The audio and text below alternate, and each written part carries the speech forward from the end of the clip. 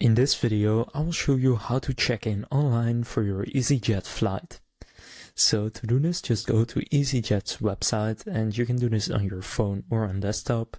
And if you are on desktop, then in the top section right here, you will have the check-in link. So go and click on that, and then this pop-up opens. Now, if you're on your phone, you need to click on the three horizontal lines in the top right of the website. Then scroll down a bit, and there you will also find check-in. Now you can either sign into your account if you have one, or if you just click find booking and enter your surname right here, so your last name, as well as your booking reference.